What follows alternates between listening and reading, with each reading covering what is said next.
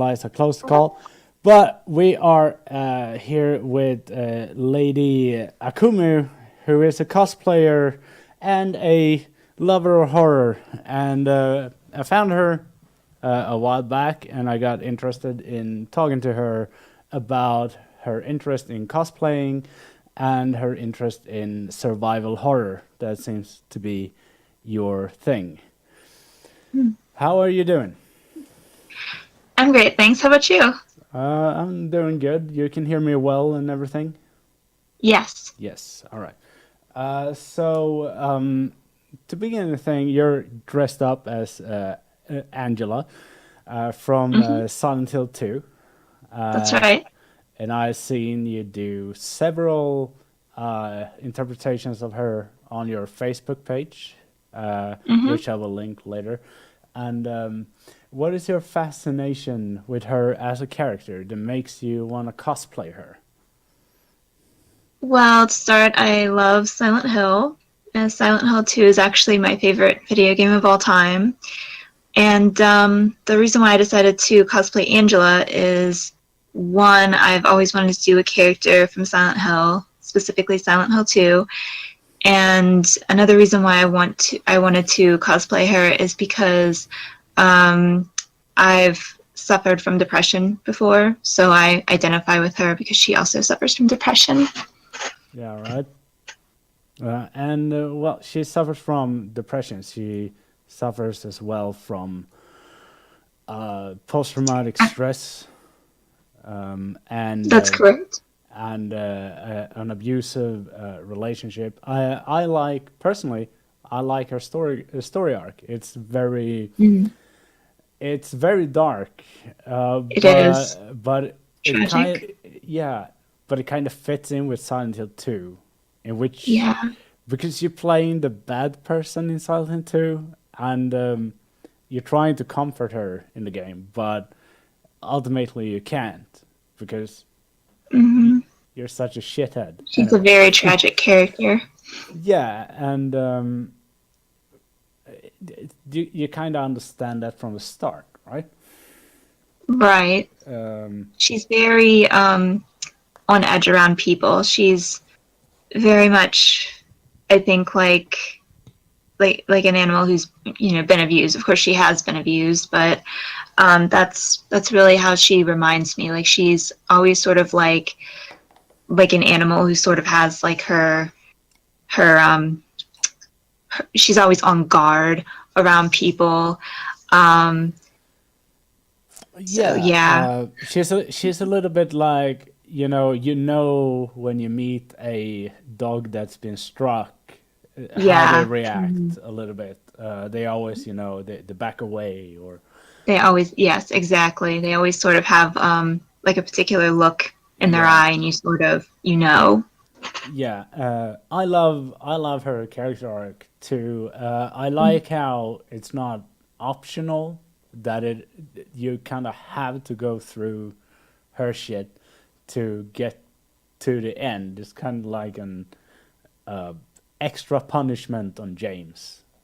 Right. Sort of Hmm. like, can you see what the things you do to other people?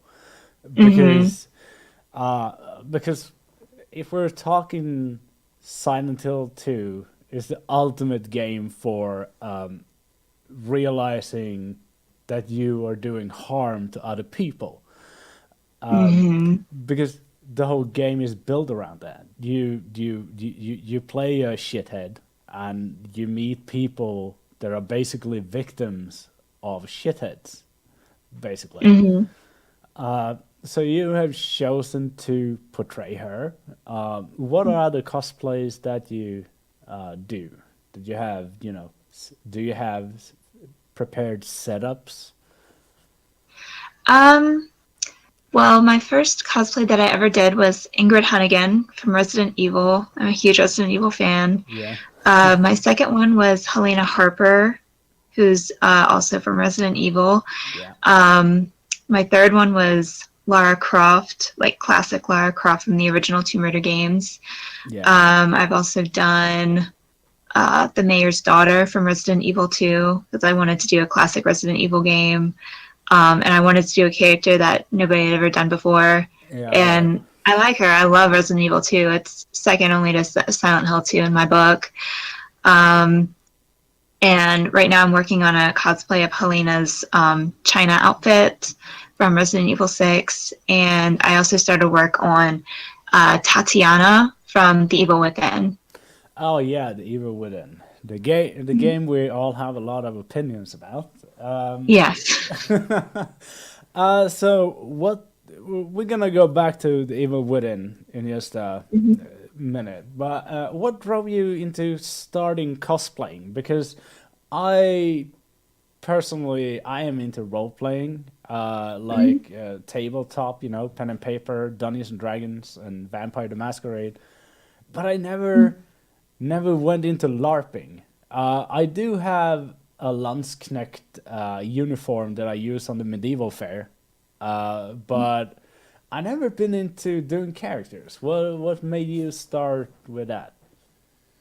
Um, when I decided to try cosplay, I was really heavily involved with the Resident Evil community on DeviantArt. And at the time, it was a hot spot for cosplayers to submit their pictures. So I would see pictures of people's Resident Evil cosplays, people doing characters that I love. And they seemed to be having fun with it. Some of my friends were doing it as well. So I decided to give it a try. And part of the reason why I initially did Hunt Again was because she seemed like she had like a simpler outfit and it could be reused as like a regular outfit after I'd finished the cosplay. But the cosplay bug bit me and I haven't stopped. It gets kind of like an addiction, would you say? Like you want to um, improve? yeah, I want to improve. It's very much, kind of like any other art form. It sort of combines crafting and theater together. Yeah. And when I was really little, I wanted to be an actress. Well, So, you kind of are now, so you somewhat reach your goal because you play other characters. But mm, um, and it's a discipline yeah. also, because I've started to learn how to sew, how to paint, how to carve stuff. I actually made my knife for Angela out of balsa wood, Oh yeah. so All right. I've stretched myself far beyond anything that I thought I could do. I never saw myself sewing or wanting to sew or anything whenever I was little, but here I am. Yeah. Well, I mean, I have seen LARPers and stuff, and we do have this big medieval fair in Sweden that is a whole week, and I went there once with a friend, and I bought his old Landsknecht suit, so we went there. But these people are insane. Like the amount of detail, the amount of money, seeing a guy in full plate armor that he built himself is crazy. Like that is Yeah, legit insane. No, it's not insane in that, but it's really like holy like shit, you people can't. do this. Yeah, like you can't imagine doing it. I'm a cosplayer myself, and I don't think I could. Presently, I'm not sure I could attempt such a feat as creating like a full suit of armor. Yeah, I mean, the dress I have, the Landsknecht dress I have is green, red, and yellow, which made them refer to me as the Kellogg's chicken. So, like the cereal. So I was basically the Kellogg's chicken, and I was the Kellogg's chicken for a week. I felt like maybe I should change my suit, but yeah, that's what I'm known for now. So, so I don't really know Held if I should chicken. change.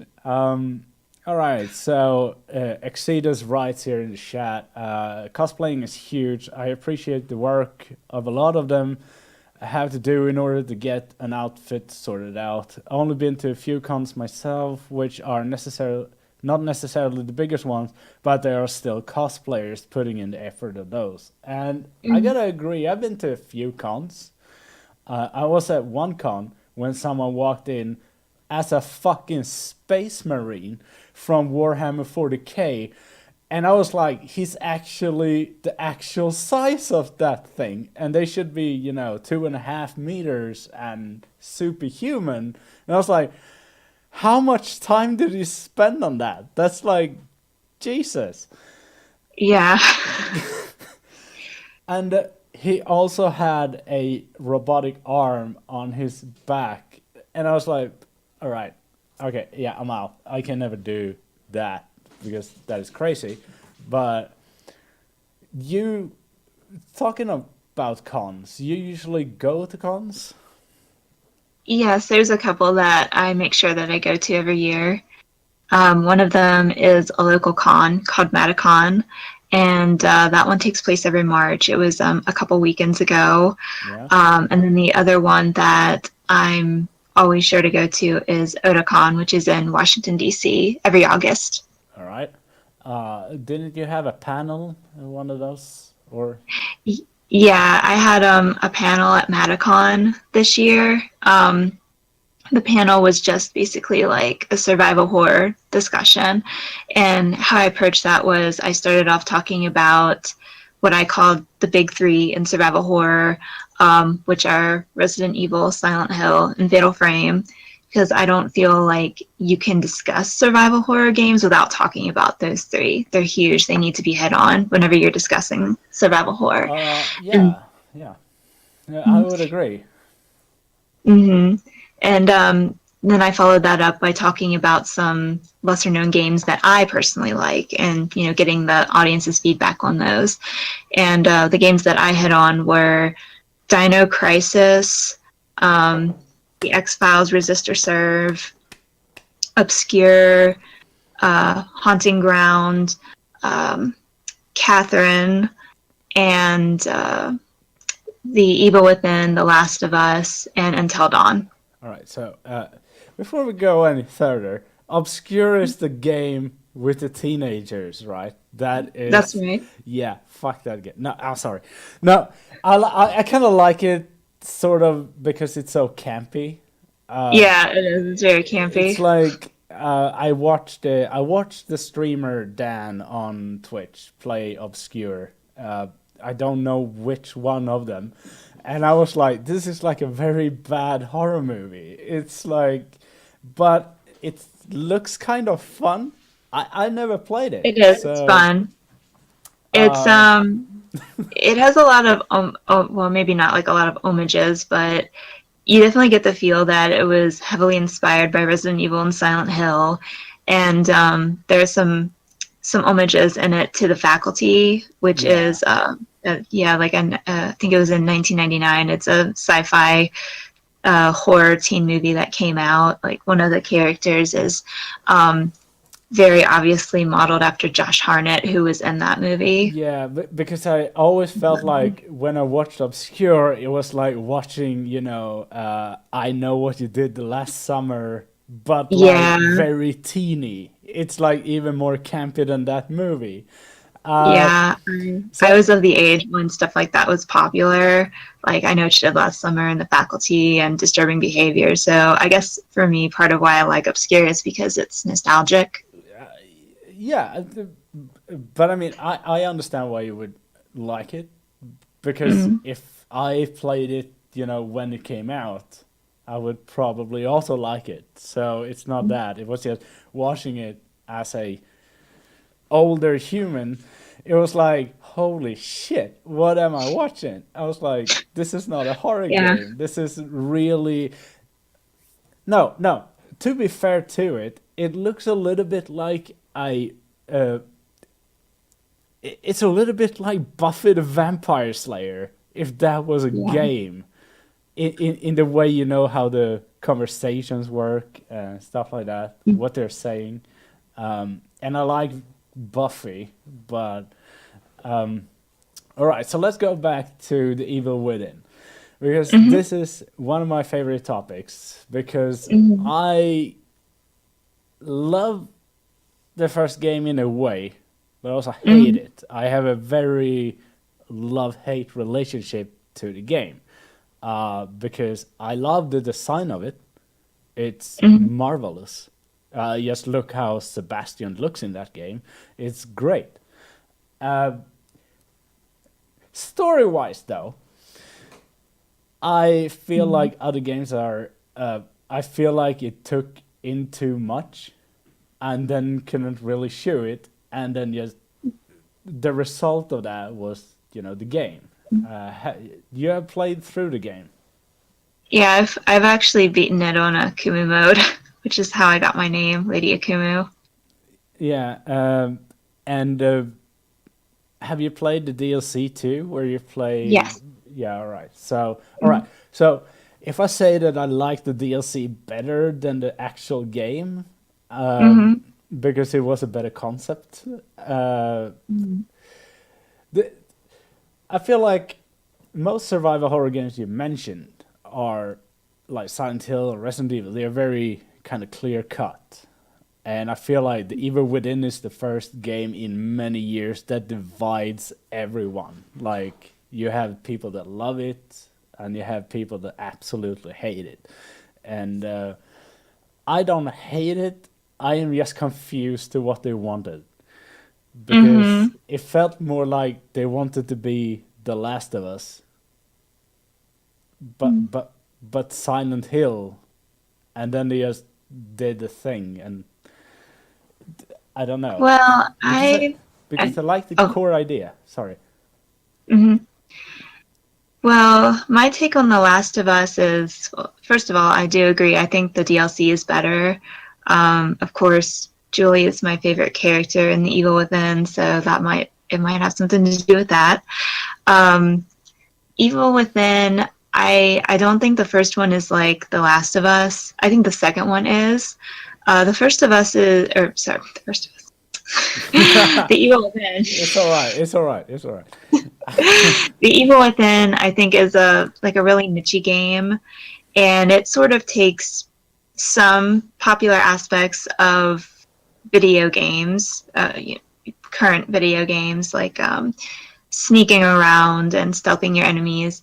But something that I really like about The Evil Within is it challenges you to be creative whenever you're dispatching enemies. So, like, you have these multiple ways of getting through areas. You can sneak past, you can stealth your way through, you can shoot your enemies, you can set traps for them, distract them. There's just so many different ways that you can get through areas.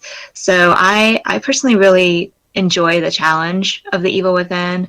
The first time I played it, I wasn't really that big into it. I mean, I liked it, but I thought it was just like, kind of like an okay game, but on the good side of okay. But since I've replayed it a couple times, I've sort of come to see the beauty of its gameplay. I do agree about the story. The story's kind of like it was a good concept, but it just wasn't fully realized. And I think maybe part of the reason why it wasn't fully realized is because they were kind of holding back on some of the character development for the second game, which that is what they ended up doing. Sebastian and Julie were both developed um, more in the second game Yeah, that's than true. in the first game. Yeah. Um, in the first game, I feel like the only character that really is paid attention to so far as development is Ruvik. Yeah. Um, but honestly, I feel like the game it has so many wonderful attributes, not just the gameplay, but I feel like the cinematography and the imagery is amazing and gorgeous. So I can sort of look beyond Yeah. Okay. the So you story. you you can buy the product if you like. You skip a little bit, and then I mean I agree with you there because I think The Evil Within is in its core a good game. I Mm-hmm. like Sebastian. Mm-hmm. I like the idea of the story, which they totally mess up, by the way. But and I like all the characters. In fact, I like the Evil Within 2 as well because it built more on the characters, and I what I like with the first game is how absolutely brutal it is. It's like, It is very have you brutal. seen the most gory horror movie ever? Like, it's really good. Like the first time I got hammered by the, the safe head guy, The keeper. yeah, and I was like, holy shit, they showed that, and it's great in that sense. I love it. And I was like, I am so sad that they botched the story so hard because it really got me really disappointment in the end of it because I wanted it to pick up because it Mhm. concept wise it's really great. Mhm. And I think in a way the second game kind of acts like a I don't know like a damage what do you call it? Damage control. Yeah, a little bit like damage control. But it wasn't as scary or bloody. They're like they tried. Yeah, I have my ups and downs with the second game. I really enjoy it. First of all, I replayed it like 3 times in a row whenever I first bought it. Um, I thought the story was overall intriguing, but I didn't like the changes made to the gameplay because I feel like they made it too mainstream, for Yeah, lack of a better term. I feel like they took the criticism from the first game, and they just sort of they made it more like other popular games at the time, like The Last of Us. Whenever I was playing The Evil Within 2, I was like, is this really The Evil Within 2? It feels like The Last of Us 2. yeah. All right. So the criticism part, I think they read the wrong criticism because Hmm. the criticism that I have for the game was never gameplay or visuals or anything like that. It was I've just read some, yeah. All right. mostly about the letterboxing, which the letterboxing never really bothered me in it. Um, but I mean, I guess if you want like a super wide screen or something, like if you're a hardcore gamer and you're used to that really big screen, I can understand why the letterboxing would irk you. All right, but I saw that as a minor issue. Yeah. Like, all right, so I think they took the criticism the wrong way because, in my opinion, it was fine in every aspect of the way, but not story wise, and that was maybe why I was so bummed out about it because it's. And I don't think the second game fixes that either. I like the games. I have played them Mhm. several times. But it's like, all right, the ending Mhm. in the first Evil Within is really Mhm. shit. Like the last boss. The- When you get on that Really? truck, when you get on that Hmm. truck and fight, I was like, holy shit, I can't believe what I'm playing because the rest of the game is, that part felt rushed. It was like, Mm.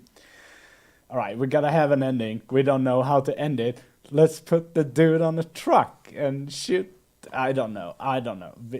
It felt a little bit Resident Evil 4, but I worse. think the whole game feels, well, maybe not the whole game, but a lot of the game feels like Resident Evil 4. Yeah, Um, and I guess that's kind of to be expected because it was created by Shinji Mikami. yeah. And just looking at his body of survival horror work, all of his titles seem to have similar themes through them. Like they're all about cops and cops that go and investigate some weird situation, and they get swept up into a conspiracy. And I um, like that. I feel I like he's like that. very thematic. Yeah. Uh, but story wise, my problem with the first game is I would say the second game fixes it a bit. Um, One problem that I have with the first game is the story itself is very confusedly tell. Like you can put Mm. it together if you take your time, but if you just play the game, you won't get it. It's like you follow a story narrative, but it's very confusing. But I think maybe it's supposed to be like, but Mhm. but then they kind of fix that in the second game and Yeah, make the it, second game's nowhere near as confusing. yeah, and but one thing I felt with Evil Within was that the DLC actually answers a lot more. Hmm. Because if you just play the base game, you will be left confused. It's like, what is happening? Why am I in this guy's mind? And why is this guy's mind a thing? And it's like, yeah, we're not gonna answer that. Fuck it. And then you play the DLC and you start like, all right, oh yeah, so others can go in here. We just went in here by mistake, which Hmm. is what happens in the beginning of the first game. You kind of, you arrive to the crime scene, but then you're actually in reality put down and inserted into this weird world. And the DLC kind of proves that. But the first time I played the game, I was like, I had no idea what's going on, but it was fun throwing Molotovs, I guess. you know? Yeah. Well, I guess the reason why the first game, sort of presents itself the way it does is because you're playing as Sebastian, and at the end of the game, he's left totally confused Yeah. by what he just experienced. No wonder. So, No wonder. I was yeah. too. I was like, what the fuck? Yeah, I was too. I was a bit disappointed by the ending the first time I played it, but um, over the several times that I've replayed it, I've sort of grown to appreciate how it presented the story. There were some things that I think it could have done a bit of a better job at explaining, like one thing that sort of confuses me even to this day is like in the first chapter when you're playing as Sebastian and you're running from the sadist, the guy with the chainsaw. Yeah. You see in the last chapter of the DLC that the sadist is actually Julie chasing after Sebastian. It's like, why? Like, Yeah, all I right. So that is a don't get plot. it. Yeah, I didn't get that either because I was like, what? Because, yeah, when I played DLC, that was the only thing that didn't make sense. It was like, okay, you throw in a plot twist here because why? We didn't need that. We didn't need that. And I, but I shouldn't be one to talk. I praise Dark Souls Mhm. always, and that game is also the same. We don't really tell the story. You have to find it, sort of Mhm. narrative, and I love that. And I love that with the Evil Within too. But what I lack with the Evil Within is when you find papers or whatever, it doesn't really explain a lot. It's just Yeah, it's just there to give you like some background information. Like the yeah, only development you get from Sebastian in the first game is through his diary. yeah, and Um, but I don't want to say that the Evil Within is a bad game because it's not. no, it But isn't. I think it's a great game. it's fun to play. I am frustrated with the story. I feel like I'm allowed to be that, but I have played it several times, so Mm. I guess I can't, dismiss it. But can't entirely dismiss it. But Resident Evil, you are a fan of those games as well. You Yeah, that's my favorite game series and why one of why my favorite things ever. why did it start sucking? Um, to be honest, I don't really think any of the newer titles suck or that they're really bad or anything. All right. I haven't played 7 though, because I don't like first person games and it didn't really have anything to do with the other games in the series. So I was like, all right, well, I'll just wait until this goes down to $10 and then buy it and play Yeah. it. It's fair. But That's fair.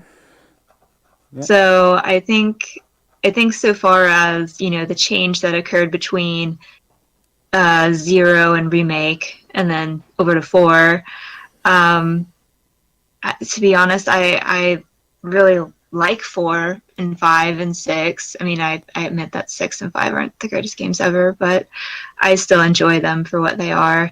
and I like the Resident Evil, the two Revelations games. All right. Yeah. um, Okay. I Okay. think I think really kind of what happened with Resident Evil wasn't so much the gameplay style change, although I'm sure, people who really like traditional survival horror, I'm sure that it irked them, and I can understand why. I mean, it was a fantastic game series, and they sort of just randomly changed the gameplay to suit, the mainstream taste. Yeah. But at the same time, I think the only things that really bother me about like 4, 5, 6, and then Revelation and Revelation 2 are kind of like how they present the story. Because I feel like the stories in the original games, like the original set of games, classic Resident Evil, were really tight, and they weren't overblown, and they were more like character driven. They were very. Whereas They were the very focused. yeah, Like. they were very focused. That's a good way to put it. They were really focused. Whereas the stories in 5, or 4, 5, 6, and then Revelations 1, Revelations 2, you sort of still get the same sort of zany Yeah. kind of characters, but they're a bit over the top, and the plots are a bit messy, and there's a lot of padding in all of the games, especially I think the fourth game. Yeah. I like. I like Resident Evil 4. It's a fun game. It's a campy game. Hmm. It's a very campy game because It is. but I like it. Resident Evil 5, I gotta say, I like the story a lot more than the game. Hmm. Because I like the idea of you and Task Force fighting biological terrorism. When I heard that, I Hmm. was like, "Holy shit, I love this game!" And then I played it, and I was like, "Holy shit, I hate it." It's like, I think a lot. Yeah. By the way, Resident Evil 6, I felt like now we're becoming a little bit of a bad action movie. Like, Yeah. I'm alright with it, but it's like, yeah, I don't count that one in. And Resident Evil 7, okay, this is not a popular opinion, but that game, I don't really like it. And why is that? Because it tries to be something that is not really Resident Evil. It's like they Hmm. took Silent Hill PT and they realized the Silent Hill PT wasn't gonna happen. So Hmm. then they just like, well, we have Resident Evil, we can do that too. And then they did it, and I was like, oh. And then I played it, and everyone was like, "This is the best game ever," and I was like, "Okay, I am gonna get hate for this."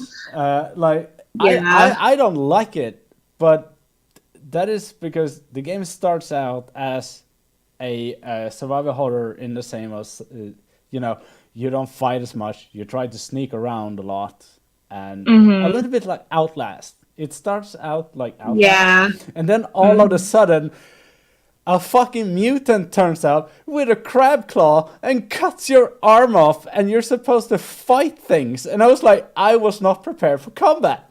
I did not What? like that.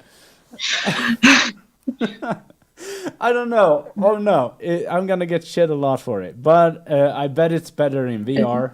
As Reaction puts here in chat, he says RR. Wait, sorry.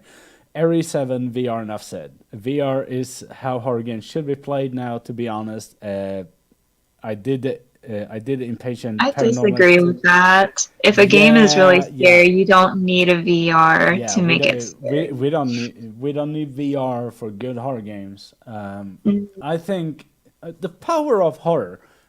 Like, let's jump to the subject of what is scary. It is the power of horror doesn't lie in the perspective as much as it lies in the power of communicating a fear. Mm-hmm. Like Lovecraft is great communicating fear from a personal perspective. Like most of his novels is written like letters, And Resident Evil is great because it gives you this panic feeling. You see this freak show climbing on a wall, and all you are is a cop with a fucking 9 millimeter. What are you gonna do? And Silent Hill is, holy shit, everything is fucked up. And Yeah. well, basically, I think the power of horror lies in how you communicate what is scary more than how I mean, I can perceive it in different ways, but I don't think the VR is the only way to perceive it. Like, Mhm. I played Until Dawn, the VR version that is, the basically the old. It's like an old arcade game. Mhm. But yeah, it's shit. And I think, like, all right, so the original Until Dawn is better because it's written like a Stephen King novel, and it's better. It's just better. It's like, so I think that horror needs to be, when you do a horror game, you need to communicate the fear rather than focusing on details like, should this be VR or should this be first person or should this be. Well, I don't think that you should ever rely on hardware to make a game scary. Yeah. Not just because hardware comes and goes, and you want something that transcends hardware and is scary no matter who reads it, no matter where it's read or what time. Um, because, but um, I lost my train of thought. I hate when that happens. It's all right. It's all right. It's all right. We But can take. We can take. Wait. Vlamancy, who made our pictures, saying in mhm. chat, what I mostly dislike in recent years in horror games are cheap jump scares without the lack of a good story, and I agree with that. That is, it's not only games; it's movies too. So Mm, it's some kind of, I don't know if it is because of YouTubers or something that made that a thing, or like because it's fun when people jump. But I can make myself jump by just my cat appearing. It's right. it's not horror because my cat just appears. It's Mm. it's it's a natural reflex, and I agree with that. But you said Well, you said I'll yeah. admit whenever I'm watching something, like something that has a bunch of jump scares, if I'm not expecting it, then I'll definitely jump. um, That is natural. but yeah, it's not to say that the work is of quality. Um, I actually went to go see a suspense movie last night in the theater that I thought did a really good job of um, portraying tension and was a more effective horror movie. It's called Unsane. Yeah. Okay. Has Yeah. it's Claire Foy in it, and it's about this woman who's maybe mistakenly locked up in this like mental institution against her will, and she's trying to find a way out. Um, but the story just keeps building on itself, and the longer she remains in the mental institution, the more the more tense things get for her. It's not just that she's in this mental institution and she has to stay there. Like, things keep happening and she can't get away from them. And of course, because she's in a mental institution, nobody believes her. And Yeah. um, for me, it was particularly jarring because, well, the medical industry sort of has this history of sort of ignoring women. Like, whenever we say that we have pain or whatever, they'll just be like, oh, that's just women's, that's just natural for women, they're just being emotional and hysterical. And it's something that Rosemary's Baby also touched on. Yeah. It's a So it's to a me little it was bit. personally very, very jarring. It's a little bit like, we don't have conclusive evidence of that your pain is real, so we're not gonna take Do anything. anything about it. Yeah. Um, Yeah. I haven't seen Unsane yet. I will try to see it. I live in the cold north, in which we don't get movies to the Aw. we don't get a lot of movies to the cinemas, but I try to see a lot of them, in order to, well, first of all, review them, of course. But so I'm really interested in Unsane. I'm also interested in like 3 million other movies, Yeah, but I think I have a chance to actually see Unsane. So I will try to focus I on that. recommend it. Yeah. Um, Wait, Bishamon writes something here in chat. I feel like jump scares can be really effective and well done when they are combined with other elements. That's true. Like when we talk about Resident Evil, I will never forget the diary closet zombie that creeped the hell out of me. Yeah. First game built up. Yeah, but I replayed the remake of the first game not long ago, and the fucking hunters, dude, they are scary. Like, what, I don't know, which it's like half. No, it's like 3/4 into the game, right? And you get back to the mansion, and there are frogmen, and the first one just assaults you, and you freak the fuck out because you are like, I have never seen anything like this, and they are really vicious because they can kill you in one hit. And you're like, holy shit, what is this? Grab your grenade launcher and blow yourself up. I mean, that is a natural reaction to that. And it's really scary. I love it. I also I love, think, yeah. well, my initial thought about, I'm thinking more, I guess I'm probably thinking more about the original game when the first hunter is introduced, whenever you first get the shot of him, he's walking slowly towards your character, and he's in kind of a dark hallway. Yeah. And the hallway, if I remember, is like a dark green, Yeah. and it has kind of like a yellowish floor, so he sort of blends in. So you can't really you can see him, and you can see that he's like this, like you said, like this vicious monster, but he sort of is moving with the mansion towards you. And then whenever you get control of your character again, the camera shot changes, and you can't even see him. You can just hear him running at you. Yeah, So, oh god. I remember in Resident Evil 2 when you are at the police station. I think this is iconic for a lot of fans. That is when you go around the blinders and you see the liquor crawling outside, and you're like, what is that? what is that? And what am I going to do? And then you go into the room next to you and nothing happens. And you're like, okay, so I'm fine. I'm fine. And you're like, I'm fine. I am fine. And then you open the next door. No, you go into the room, and then the cinematic plays, and it's like, oh shit. And then you see some fucking thing in the roof with their brain exposed, and they have like the longest tongue in the Jesus fucking history. And then you're like, I only have a 9mm. What am I going to do? And then it cuts into, and you get to control your character, and you're like, holy shit.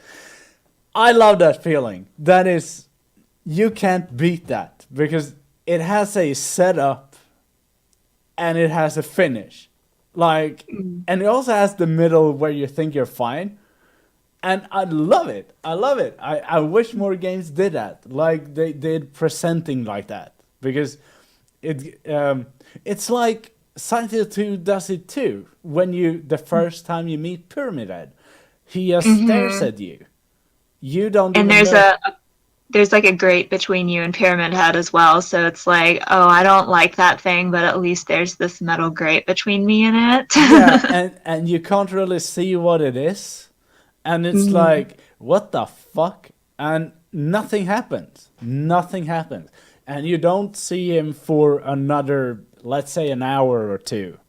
The next time you see him, when you solve the puzzles to get up to that room, and you see him I'm gonna use the word sexually assaulting other monsters, and you're like, okay, this seems like a nice guy, and No, it's not.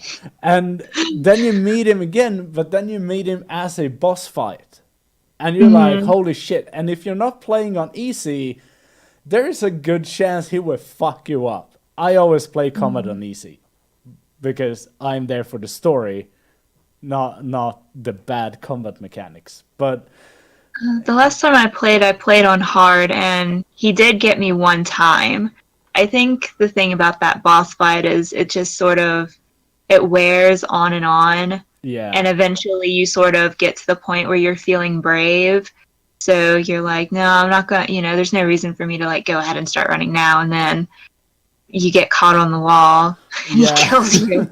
I mean, I don't know. When I played it last time on hard, I got like I run up to him, and I did the mistake to run up to him as he did the swing, and I didn't know that Yeah, he could aim it at you as you run past him. So he kind of yeah. just turned around and slammed it down on me, and I was like, "Oh right, great." No, like no, but the I whole idea, remember. yeah, Oh, I was gonna say, I remember one time I was playing with my one friend and we were just sort of goofing around with it. We yeah. got to that part, and of course, Pyramid Head, whenever he throws his knife down, he sort of bends over. And my friend's like, hey, go over and shoot him in the butt. I was like, okay. And like as soon as I did that, he went to draw back his sword, and I was standing close enough that whenever he went to swing the knife down, Yeah. the knife caught James and killed him. Oh, it would have been glorious otherwise. It's, but it's like it has a long build up to that fight, which makes it whenever you see Pyramid, and after that fight, you are fucking terrified of that beast. Because Hmm. whenever you meet Pyramid Head next time, you think like, "Holy shit!" And the next time you meet him is when you can find the great knife. You can find that one, and you can accidentally run into the fucker in the sewers.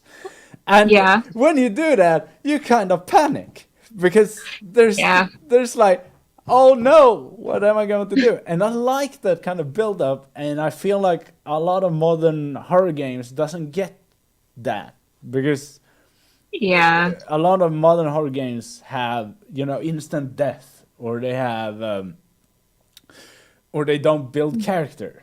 You need to build right. up Pyramid Head. Well, I feel like whenever I was playing The Evil Within the first time through, I was sort of disappointed by the Keeper because he was very heavily promoted, and by the time you got to the boss fight with him, it was kind of like, this is it.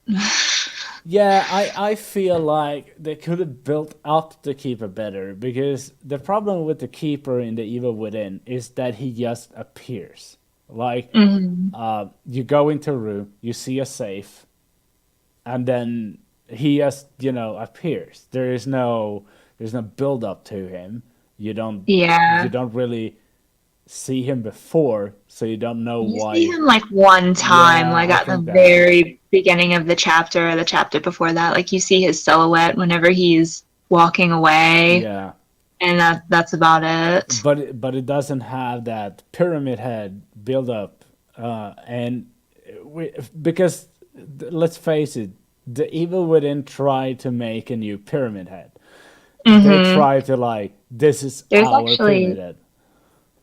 there was actually some sort of a note in the art book for The Evil Within because I have it, Yeah. and there's like a note in it that says something like, "Yeah, we were inspired by a certain helmeted monster from another game series," or something of that. Something Yeah. that indicates, "Oh yeah, this is Pyramid. This is Pyramid Head with a safe on his head." I remember it because I think I played the first time I played Evil Within, I was streaming, and yeah, when I played it, uh, I the first thing I said was like, "Oh, here's their Pyramid Head," and Hmm. it's kind of on the nose. It's like I don't know because but they don't do the work that is required for it. Like they wanted this character, but they didn't want to do the work, which makes Pyramid Head so horrible. Like because whenever you see a Pyramid Head, you're like, oh shit. Like, when you see him in the movie Mhm. Silent Hill, Mhm. you're like, all right, so he's Pyramid Head, so he's gonna be a fan service. No, the motherfucker goes up the stairs, grab a woman, and rips her skin off, and then you're like, oh, and I don't see the keeper doing that, because Mhm. you don't expect it, because it's not built up, and I think it's built up mainly because Pyramid Head should never have been, appearing anywhere else than in Silent Hill 2. I think they built him so good because it was James' own, Well, I executioner. don't necessarily agree that he can't appear anywhere No, I else. don't agree with that either. I'm just saying they built him that good because he wasn't Oh. supposed to appear anywhere else. He's built for that game. I Mhm. like when he appears, except for Homecoming because I don't understand that at all. Well, I think, in all fairness, Silent Hill 2 did imply that Pyramid Head has taken the look of the old school Silent Hill Yeah, executioners. that's true. So it's possible that Alex has seen pictures, Yeah, read similar materials about it since he was forbidden from ever going to Silent Hill. yeah. But I agree it is a bit of a stretch, particularly since he was told never to go to Silent Hill. I don't mind. All right, let's talk Silent Hill Homecoming a bit because I Hmm. hate that game in so many ways that It's it's. okay. I like it sort of. I like parts of it. I would give credit where Yeah, credit's due. I So think I think it was a really I think they had a lot of really good ideas for it, but they just sort of they were hung up on they wanted to make a game that not only called back to the original Silent Hill games, but also moved the series forward and yeah, modernized it. I And I they just became caught in the middle, and they didn't do either. and I think they fucked up what symbolism means because they don't seem to understand it. Here, like I I like the idea that Pyramid Head appears and cut, Alex's dad. Like I like that Hmm. idea because that is Pyramid Head's role. He's the executioner, right? Hmm. But I don't like the scene where you see him before because that is just a direct copy paste of the movie. That Hmm. that has nothing to do with anything else. It's just the movie Pyramid Head, which I by the way have tattooed. Oh, really? Yeah, and I had a one tattooed because it was the only high definition version of Pyramid Head that I could find. It's like, Mm. but I used him. I was fine with it. If Pyramid Head's only appearance was when he cuts his dad in half, I would have been Hmm. fine with it. It would fit the Silent Hill narrative. But then you see him before. But what really irks me, and I really want to ask you this, Hmm. if you like Silent Hill Homecoming, is does the other people see the monsters? I think the implication is that they can all see the monsters because Shepherd's Glen has been cursed. So everybody can see everybody who's from Shepherd's Glen can see the monsters. Yeah. It's one of those things where they had a good concept, but it was a bit half baked. Yeah, because in Silent Hill Yeah. 2, we learned that everyone sued their own Silent Hill. Like, Mhm. we know Eddie doesn't see the same Silent Hill as James. And Mhm. we definitely know that Angela doesn't see the same Silent Hill as James. Mhm. And we know that Laura does definitely not see the same Silent Hill. Nope. So my question with that game was, do everyone see it? Because it doesn't make sense how characters act.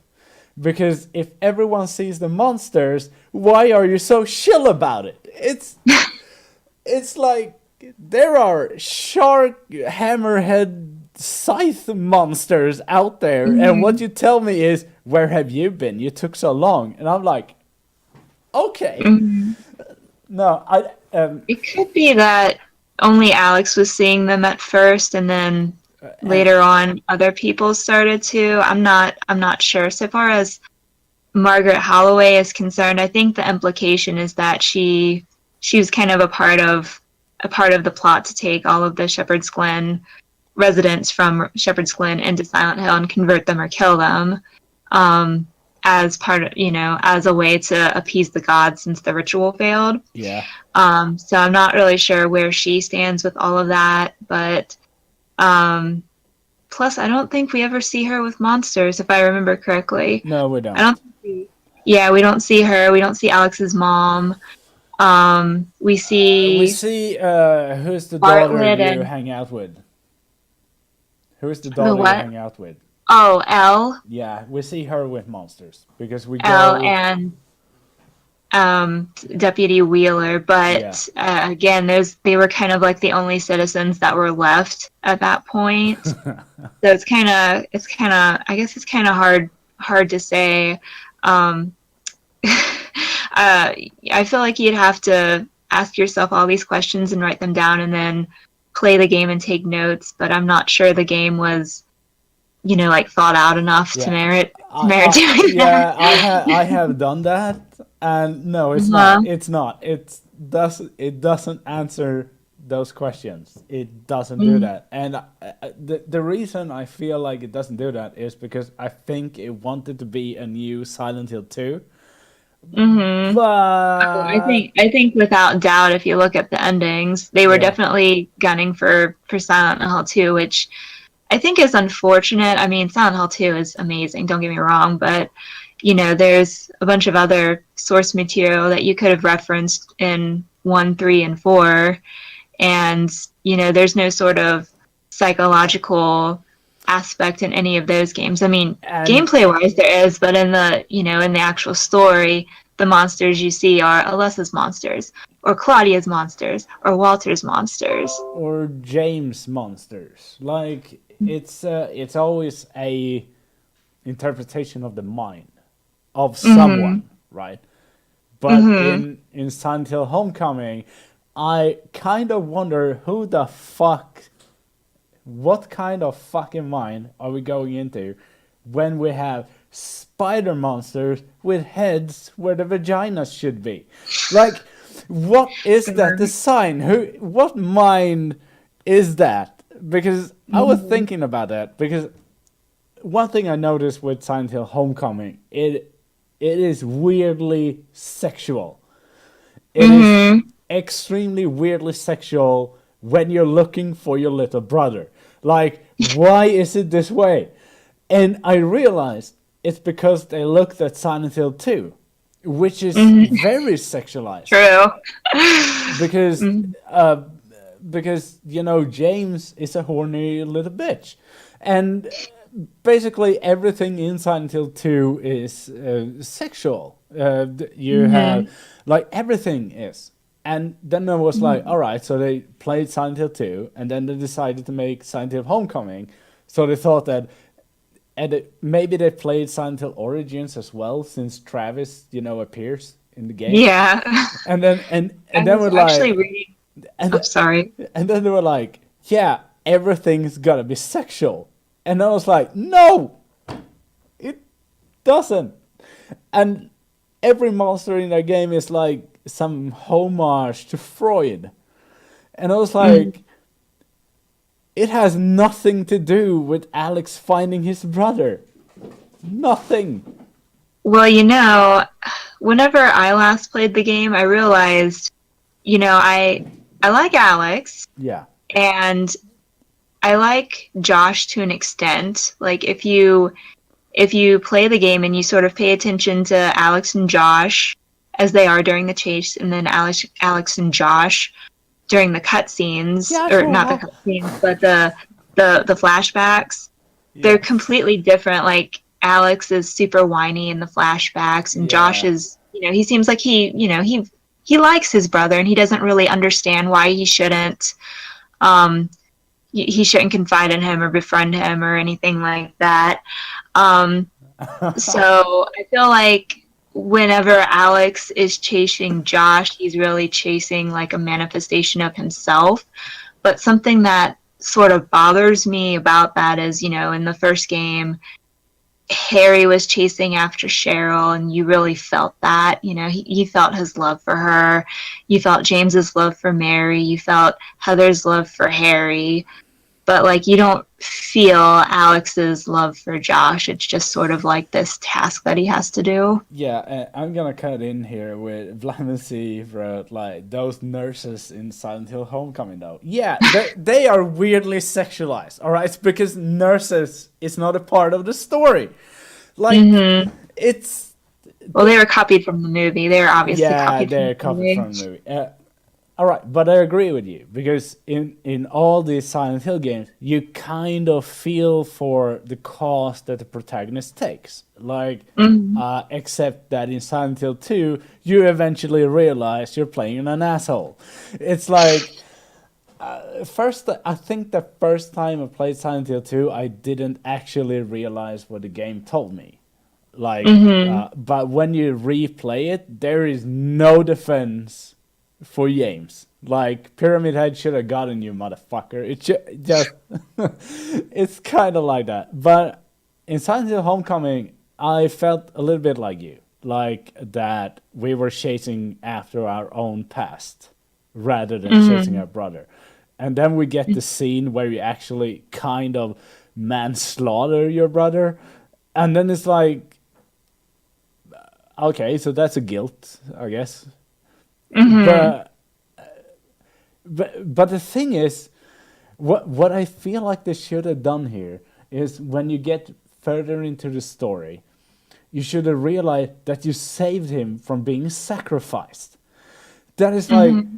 they should give Alex a happy ending here Hmm. because he saved his brother from a horrible fate, but instead they give us the guilt. And I'm like, I don't know if that was a great turnout. Well, Alex was the one who was originally supposed to be sacrificed. Oh yeah. He, whenever he killed Josh, it was by accident, but his parents decided to try to use Josh since he's already dead.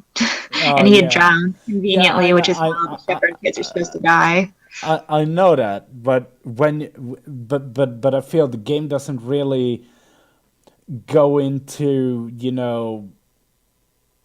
giving you the satisfaction of Alex actually being happy about it. Well, in all fairness, he had just lost his entire family and his home, and Okay, right, that's true.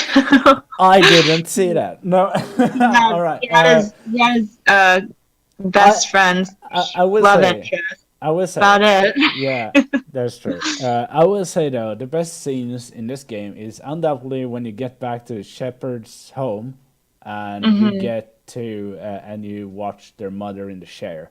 I think that is one of the better scenes of this game, and I also like the Scarlet boss fight. But Yeah, she's the cool. the reason I like the Scarlet boss fight is because it feels like it has higher stakes than the actual game. And Hmm. I don't think that is good. That is like you have an amazing story here. I know you can write. Why didn't you do that for the rest of the game? Like because the Scarlet story is surprisingly deep. It's Hmm. it's you beat up a doll. For those that haven't played the game, you find a doll and you're transported into a realm where this doll is the boss, right? So this doll is the boss fight, and you Hmm. find the father of the daughter that owned this doll, and he have lost her because he had to sacrifice her for the gods In of a Silent Hill. horrible way, too. Yeah, and you meet him as he is on his defeat, like he's given up everything, right?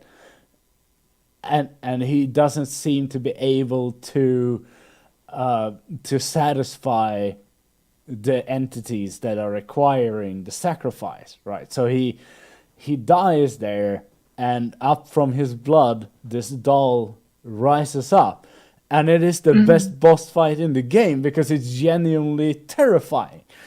And everything about that story is terrifying. Like being in that position is horrible, and I love it. And I say that is one of the Silent Hill games I don't like, but that alone should have been in another Silent Hill game because it's so good. It's that fucking amazing. I think the Scarlet boss fight has a lot of imagery in his favor because when you think about it, Scarlett's story is a lot like Joey Bartlett's story, where she was the only child and she was raised by her father. Joey was raised by his father, and then they both had to sacrifice their children. And Doc Fitch, he's the one who became suicidal and started cutting himself. But Sam Bartlett, he kind of just like lost his mind and started digging up graves and drinking heavily. And whenever we meet him, he's totally drunk, and he's very snappish with Alex. Because the stress has obviously gotten to him. Yeah. But I feel like the reason why Scarlet is so memorable is because the imagery is amazing. Yeah. It's really nice imagery, and then the song that plays in the background is really fitting as well. It's very simple, and it doesn't really sound like a lullaby, but you can hear like a woman's voice. Yeah, and I sorry to interrupt there, but Yeah, go ahead. I feel like it is one of the original creators just came in and like, hey, here's how we do this. And I was like, because I love it, because it's so good. And I wish so much that the rest of the game was that good.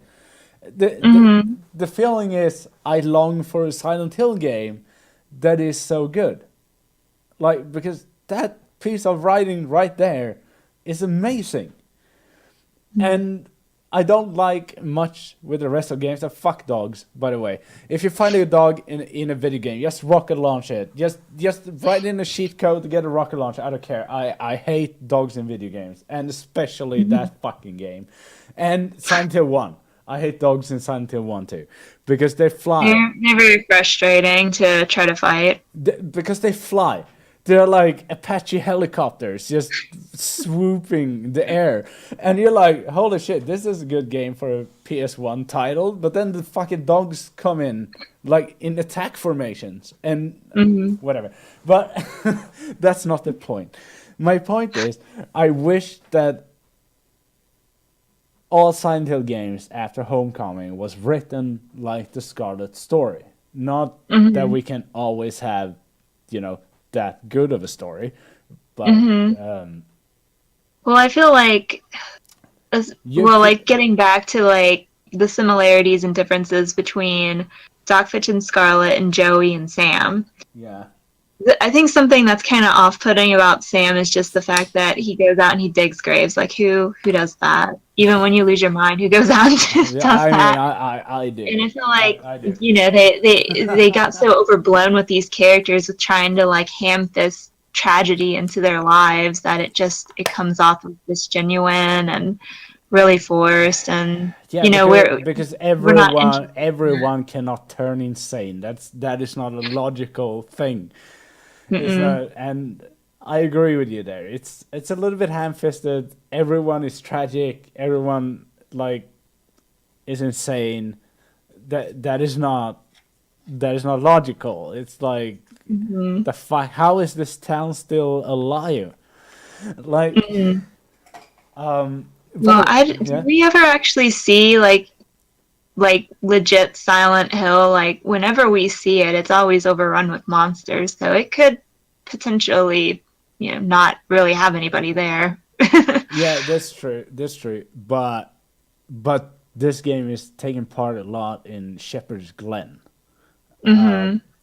Okay, all right. So that was the first thing that kind of threw me off because I was like, I know what you're trying to do. You're trying to Hmm. do a reason to return to Silent Hill. I get that, but the backstory to this is really bad. It's like, and something I always felt about Silent Hill, like Silent Hill 1 and 3, is like, it's really campy. Like, the story of it is really, it's not really believable. Like, it's stupid. It's an occult cult that has formed a church that has done this weird thing.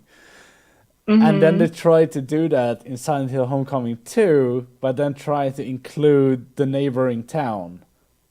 And I know what they tried to do. They tried to get in new characters because you can't have many more characters in Silent Hill. And I don't know. I don't know. I don't feel like it worked, but sure, it's a I fun feel game. like I'm gonna disagree. I think Silent Hill 1 is a very emotional game. I love it. Uh, So yeah. yeah, I don't think that there's really anything campy about it, especially when we take into consideration some things that certain religious organizations have done in the past in the name of spreading their religion or expressing their religion. All right. Um, Before you continue, just to interrupt you, I mhm, do not live in the USA, so I mhm, have a very vast, differently picture of religion and how mhm. religious people work. So the reason I feel Yeah. it's campy is because Mhm, it's not that I don't find it. I say campy because it, to me, it feels a little bit ridiculous, right? But mhm, maybe it's not, and that is, I can't change that. But I think the story is really good. So it's not that. It's just I can't relate to it because I don't live in USA, in which this mhm, story is widely inspired by. Continue. mhm. Okay. Um, I guess that was kind of my point. I don't know. I don't really consider the first one to be that campy. I don't really have any thoughts about the third one other than I think that um it's a bit preachy. That's something that I'll give Silent Hill Homecoming over 3 is that it manages to talk about religious fanaticism without being preachy, unlike Silent Yeah. Hill 3. Okay, right. So if we talk about the main character in Silent Hill 3, Mhm. wait, first I'm gonna go back to 2, 1, and say like, yeah, it is an emotional story because I like the story about how someone tries to find their daughter, and it's Mhm. really deeply emotional. So yeah, it is wrong for me to call it campy. uh, I think that I would just want to apply that to the religious theme of it, like because, but I do not live in the USA, and I have read about a lot of that religious themes in USA, like the Waco Mhm. siege and stuff like that. I Yeah. realized that these are really real topics. Like you Mhm. don't, but you don't get that here. Like we don't have that here. We don't have Mhm. these people here. So I see that if you live in the USA and you play Silent Hill, this is real shit. Like Mhm. for a lot of people, this might as well be their fucking neighbors. And if you talk to Claudia in Silent Hill 3, she talked like some of those uh, people I have seen on like American TV, how they talk about Christianity. It's like, Yeah. and I have talked to Jehovah's Witnesses. I have been together with a girl that was Jehovah's Witness, and they don't talk like that here. But Mhm. I have seen American Catholic or Protestant Christians, they are scarily like the ones in Silent Hill. And Mhm. so I wouldn't say it's exactly campy. I would say that maybe to me it sounds a little bit out there, but Hmm. it's not, is it? To me, it's not. I mean, I grew up in a really rural part of like the northern South in Yeah, Virginia. So I don't think I've ever. Well, no, wait, I'll take that back. I have met people who've been in cults. yeah, okay. um, and it's um, religion is sort of treated as like part of everyday life here. Not really part of my life because I'm not religious at all. But um, yeah, like I don't know, I had somebody tell me I was going to hell one time, and um, I heard a I've lot of had shit, people but I've like never heard just that. give me like I've had people give me horrible looks when I say, well, I'm I'm not Christian, so I don't believe that. And My so local priest listens to Slipknot. It's like, I mean, he believes in God. It's just he thinks that God isn't that restrictive, and hmm I'm not Christian, but I kind of feel like that's kind of cool. It's, yeah, and I think that's cool. yeah, and so the thing that frightens me with Silent Hill is that it is somewhat based in somewhat truth, because Hmm. this cult feeling can easily develop in the town like Silent Hill, but like in small towns in USA. We have seen it before.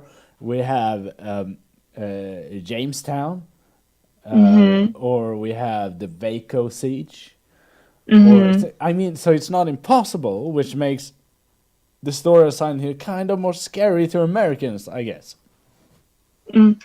I mean, I've heard of cults forming in other countries, but yeah, whenever maybe it's because I'm American, whenever I think of like cultism, I always think of stuff that goes on here. Like you said, the Jonestown massacre and the Waco siege and all that stuff. And Manson, Charles Manson. Those are always kind of the ones that come to my mind whenever I think of cultism.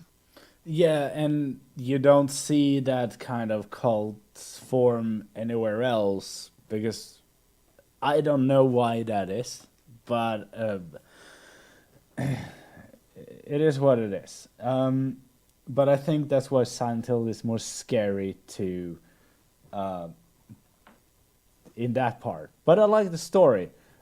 Mm, I'm not sure.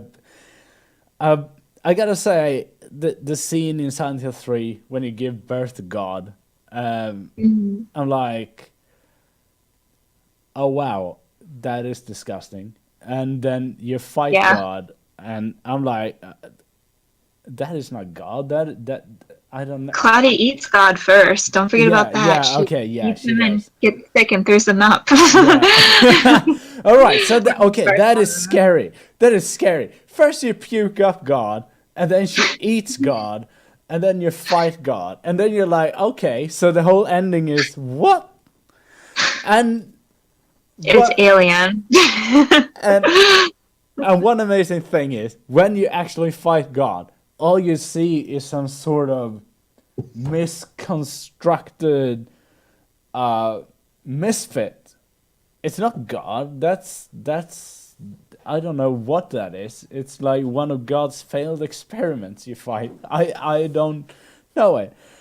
Yeah, he definitely doesn't look like any god I've ever seen in the Bible or It doesn't anything. look. It doesn't look, and it doesn't look like Odin. It doesn't look like Thor. It doesn't look like Loki. I don't know where this god resides, but it's not Mhm. my fucking god. Like it's a weirdo, and I think the purpose is that it should be a weirdo because it's not actually Mhm. God. Mhm. I think it's a demon.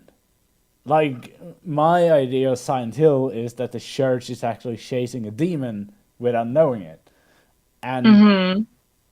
that It's happens. possible. I I don't mean, we think don't really there know anything about the other realm. we don't know a lot about it, but I think that what they do goes against Christianity, which I think is kind of the Mm-hmm. point, because it's Mm-hmm. like they're trying to chase Christianity in a very non-Christian way. Mm-hmm. Like, so, That's uh, kind of the irony of cults, though, is that yeah, they say that they want to help people per this religious text that they follow, but then they end up, hurting people and taking advantage of them, and you yeah. know. But I think that is the interesting thing about Silent Hill is that it is a Japanese created game that Mm-hmm. is focusing on the USA, and it kind of shows a picture of the US that is not very pretty. Um, all right, so let's move on to Silent Hill 4. Have you played it? Yeah. Silent Hill 4. Yeah. I love Silent Hill 4. It's one of my favorite Silent Hills. I read up on it because I could not finish the game, but because Oh, really? because I love the story of it. Yeah, the story's really good. Yeah, I Except love for the it. part where Walter thinks that the apartment is his mother. I never was able to Yeah, believe okay. that. Yeah. Oh god.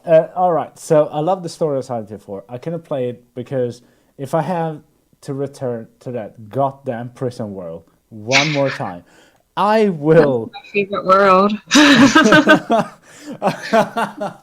I mean, that is unfortunate. I mean, I love a lot with it. I love the twin monster babies. Yeah. I love the concept of going through holes, and well, who doesn't? But I mean, I love the game. I just can't play it because I hate the game design. Mostly because I had to go back to that prison world, and I never really got into it. I guess you Hmm. can get into it because then it gets easy, If you, Hmm. but I don't know. It didn't feel shit. But then it was like I just rather read up on the story, and I love Silent Hill 4. Like Hmm. when I read the story, not when I played the game. It's like, and Hmm. that is my fault. I'm not gonna blame the developers for that. That is my fault. I think Silent Hill 4 is maybe a bit off-putting to people who've played the first three games because it's different and it's different in a weird way, even in a way that's a little too weird for Silent Hill. But at the same time, I really like the concept of it with these sacrifices that this guy is trying to line up, and he um he has all of he has access to like this mystical world that he's perverted with his mind, and you go in and you sort of visit his perverted memories of these different places that he's been in his life, and you sort of come to understand why he is the way he is. But through it all, he just wants to get back to his mother, like the person that's supposed to be guaranteed to love him no matter what. I'm not Yeah. sure that making an apartment his mother was a good idea, but Um, I don't know. I really liked it. I thought it was a really cool concept for a Silent Hill game. I kind I of wish. Oh, sorry. Go ahead. Yeah, no, I would agree with you because I agree with that Silent Hill 4 is a really good concept. One day I might be able to actually play through it. But Mhm. right now I really like the story of it. Have you played Downpour? Yeah, I started playing it, but I hated it, so I quit. Yeah, it's kind of the worst thing with that game is that it is so close to being good. It's I didn't even think that. I just thought it was a bad game. I didn't like the gameplay. I didn't like the environments. I didn't like yeah. Murphy that much. I It agree was, with you. It's really yeah. weird to trying to empathize with Murphy, but one thing that I played through Downpour several times, but the thing that strikes me with that game is that it was so close to being good. One thing, the opening is shit, and the endings are nonsensical, and Mm-hmm. the middle part is the thing is the enemies are so annoying that you just quit the game. It's Mm-hmm. not a Silent Hill in that sense, but Yeah, I didn't like the enemies either. Now that I think about it, they all were kind of just like humans, yeah, you know. they are dudes. They're like There's no basically. creativity behind them. I think my criticism for Dark Souls 2 works with Silent Hill Downpour, and it's just the bosses are all dudes in armor. And it's Mm-hmm. true. It's the same. And I think that's bad because the story in Downpour is really good. But the endings, God, all the endings are random. Like, so, like, you can do several things to change the endings, right? But the problem Mm-hmm. with that is that it also changed the main character's actions, Mm-hmm. which doesn't make sense, right? Because it doesn't make sense that you can justify an action just because you do something in the game. Like let's take Silent Hill 2. While talking about it, Mm-hmm. all the endings in Silent Hill 2 means that James was still a cunt, but but but but he justifies it in different ways, right? Mm-hmm. So it means that James was still an asshole, but he adopts Laura, or he does the other thing and does the other thing. Those actions of the story still happen, right? Mm-hmm. But when you play Silent Hill Downpour and you get to the ending, some elements just magically disappears. And it's like, what? No, that's not how you do it. And then you can turn out as the good guy, the bad guy, the semi bad guy, and whatever. But it's like none of this matters if you can change the story. You can't just make a character cop out. It's like he still killed the person, you know. But the game just like, nah, he didn't actually kill the person. It was another person that killed the person if you get, you know, a certain ending. And I was like, that's not how you do it. That is not fair. Because it means you changed the story that I just played.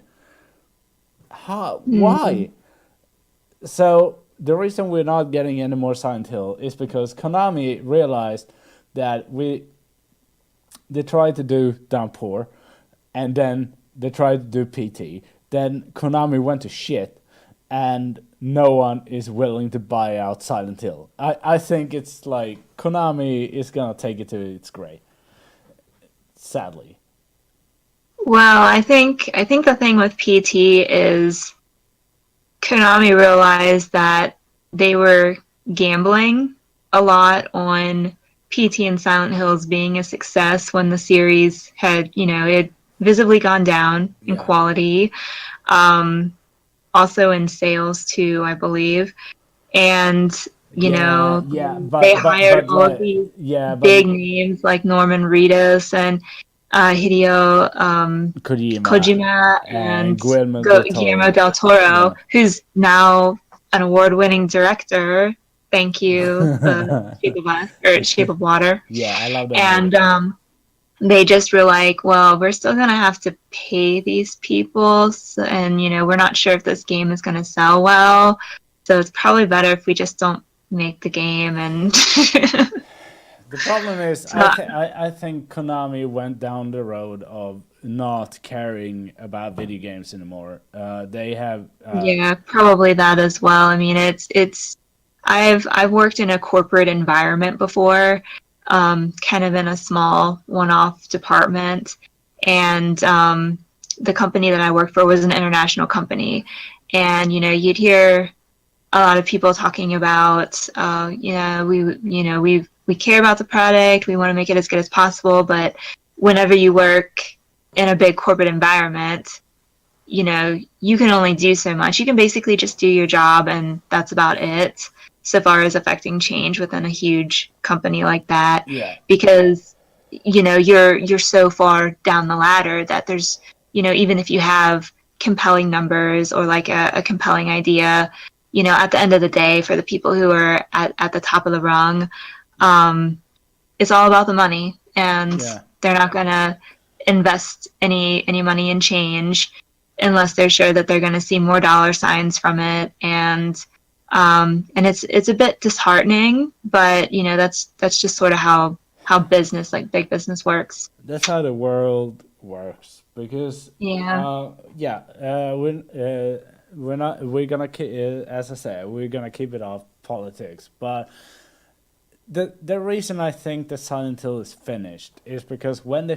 fired Hideo Kojima, they basically Mhm. signed, we don't care about games, fuck it, we don't want to do video games anymore. And I I'm not sure noticed, that that's really the case. I think it was but more it like they is. just didn't want to pay him. I think that's what Yeah, it was. but They didn't but want to but invest but I the money kind of in it. but I kind of know it's true because Konami do those pachinko machines. You know what that is? Hmm. It's like I think Jack. it's like some sort It's like a some sort- slot machine. Okay, yeah. Yeah, and they make money of out of those, like a lot of it, Hmm. and they use they use Silent Hill and Metal Gear Solid to sell those pachinko machines. Like they do special pachinko machines with those brands, but they don't do games. Like they and I feel like they do so much money doing those because it's really Hmm. popular in Japan. Hmm. Which is why we got the crap that is Metal Gear Survive. I don't know what that is. Why would you make a zombie game in 2018? Don't start me on that. But I don't think we will see a Silent Hill game until someone can buy out the name because they are Yeah, not I gonna don't. do it.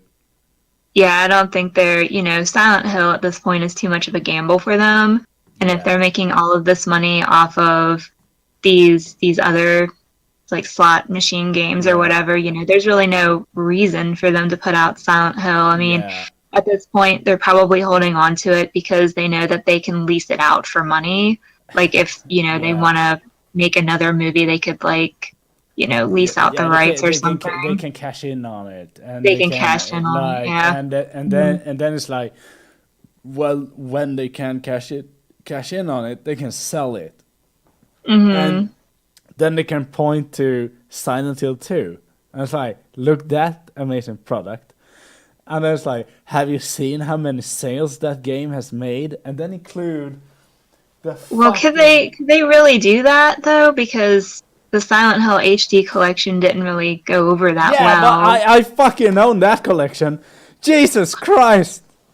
Holy shit, that collection. I hold it in my hand right now. I don't know if you can see, but that collection can Mhm. fuck off right into a sun.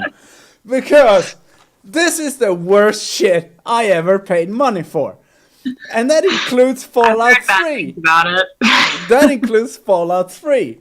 It's like, holy shit, you look at it and it's like, this is a nice game. It's Silent Hill and it's, well, it says Has HD. nice box art. Yeah, it says HD. I don't know about that. And then you had like the CD and stuff like here and showing it for the stream. And then you like pop it into your Xbox and you get violated. It's like, how can you fuck it up? And I will tell you how they did it because I bought this on release. Like when it Hmm. came out, I was like, oh holy shit! I'm gonna play Silent Hill 2 on my Xbox. That is huge, right? So I was gonna do that, and then I got home with whatever the fuck this is because well, it's Silent Hill 2, but it's not. It's it's whoever got paid to make this that I paid by buying it should be hung and strung because this is a violation of the original game. It's not even close to the original game. First of all, uh, yeah, you remember Silent Hill 2, you know?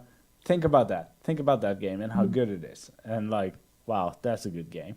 All right, this game is gonna strip you of that because Silent Hill 2 in this version is there are no dirt on the streets. There is no Mm-hmm. fog, basically. The fog is really not there. Uh, the even Exposed graphics as a result. yeah, exactly. And Mm-hmm. they even changed the numbers of miles on these road signs. I don't know why they did that. They just felt we need to add our own creativity. And I was like, why did you do that? They even changed the name of one town on one of the road signs in the beginning of the game. I Oh, don't know really? why. I don't know why. And the game kind of works, but it's really dark, so you can't play it without the flashlight. Like inside, I've I've yeah, heard that like some versions of the game, like the characters like move really slowly and they make like the footsteps are like really obnoxiously loud. Like it yeah, sounds like they're yes, hitting metal all the time instead of yeah. just like walking normally. And also, the game is insanely dark. So you can't remember Mhm. Silent Hill 2 when you can choose if you want to use the flashlight or not. Yeah, you can't Mhm. do that here because you gotta need the flashlight because you can't fucking see shit. And Oh wow. That and sounds really bad. and the first time you meet Pyramid Head, you remember that in Silent Hill 2 when you walk up to him and so all right. So when you go up there, Pyramid Head is shiny red. Like Mhm. bright red. Why? Because otherwise you would have fucking see him. It's like Oh, did they take the red glow off of him? So no, he's just sort of standing there? no. They made the right glow be there, but it's so obnoxious because it's so dark. It's so obvious that he Oh. is bright red for no reason. Oh, they wanted to make sure you saw him. Like you're not Yeah, gonna pass the hallway without seeing him. and the whole game is like that. It's like, Wow. and also one thing that really bothers me is in Silent Hill 2, all the games are littered with trash, right? So you see trash. Hmm. No, these are clean paved, perfect asphalt roads. There is no trash, nothing. Oh, It's at like least the Silent Hill taxpayers are getting their money's worth. yeah, yeah. They have some amazing people working at their jobs. It's like this game, and then I started playing the Silent Hill 3 HD remake, and believe it or not, it's worse because that game barely works. It's and this is an Xbox copy. It's not a PC copy that just gets patched or whatever. This game, if you fire the machine gun, it shits itself. I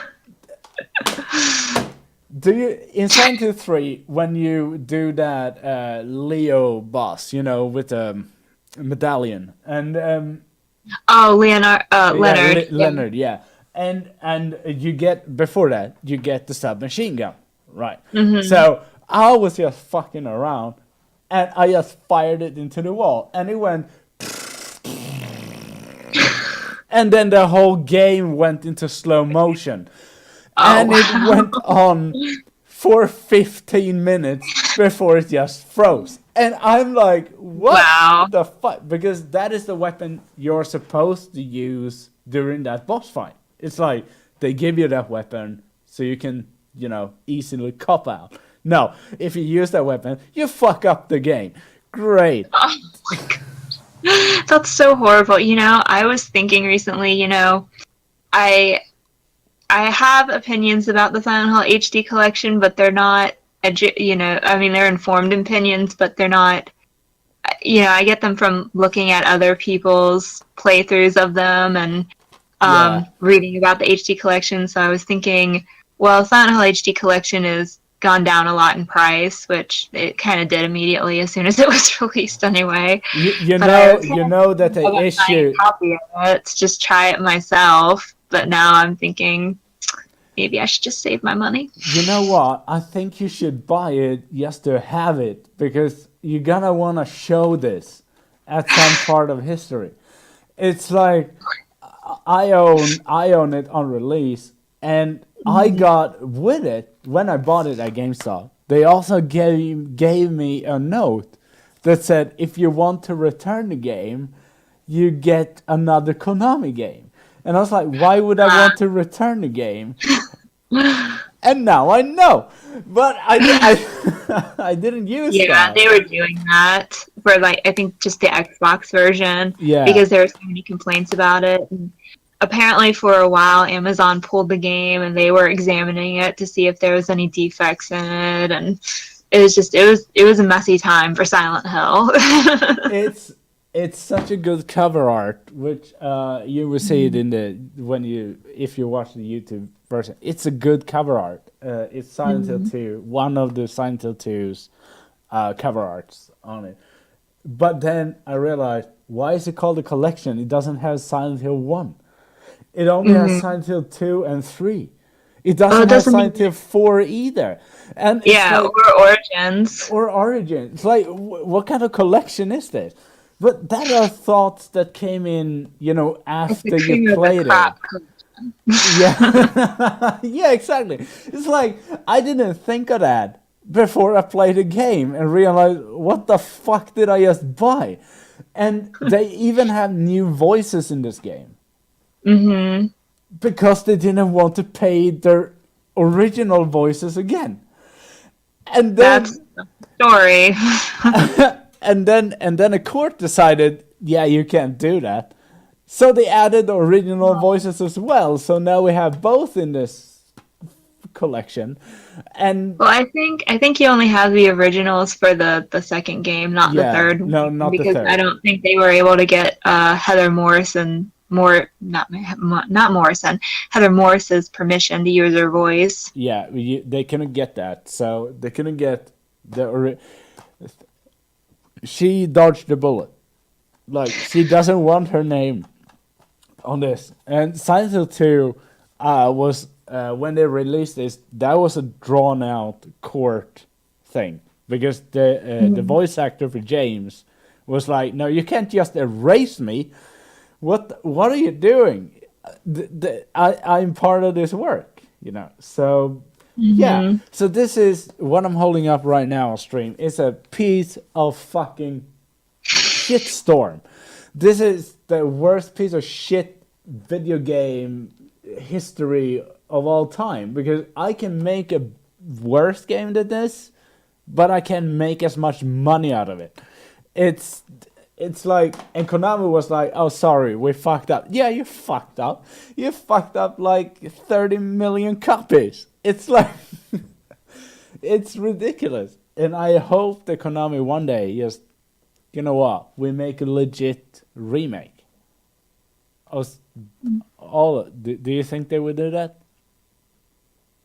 Um, well, they did sort of do that reimagining of the first game, Silent Hill Shattered Memories, Yeah, I but I, I had that I on don't Wii. think that format has any sort of staying power, not just because that game was made for the Wii, obviously, but um, I just don't feel like that's a viable formula for them to use moving forward for the series. I think it would have to be something a bit more traditional. Yeah, Um, I think I think if they thought that people would buy a remake of Silent Hill 2, that they would definitely do it. I mean, Capcom right now is supposedly making a remake of the second game. We yeah. haven't seen any evidence yet to No, suggest that they're the not only pulling their leg. But the only evidence we have is another's attempt to remake the game, which Capcom said, "No, don't do that. We are doing it." yeah. So, yeah. But the Hmm. first remake of Resident Evil is a perfect remake. Like, it's Mm. I think aesthetically the remake of Resident Evil 1 is the best Resident Evil game. It's not my favorite, but it's yeah. one of. Yeah, but I feel like I switched it for my favorite game was Resident Evil 2. But Mhm. when I played the remake, I played it the first time I played it was on GameCube. That Mhm. was the first time I played the remake. And I was like, this is the best Resident Evil game, hands down. And why is that? Because it's awesome. It's like, it's really good. It's like they took the source material and actually made a great game out of it. It's like it's Mhm. great. It And is. It's a great game. and if they can do that to Resident Evil 2, imagine how good that game will be. It's like holy shit. I mean, I definitely think that they can do it, especially if they have the Revelations team work on it. I think I think so far as quality and feel of traditional Resident Evil go, I think the Revelations games do a better job of capturing that than like the main games now, Yeah, especially yeah. the first Revelations. Yeah, the first one. I have problems with the second one, but I feel still it's a good Resident Evil game.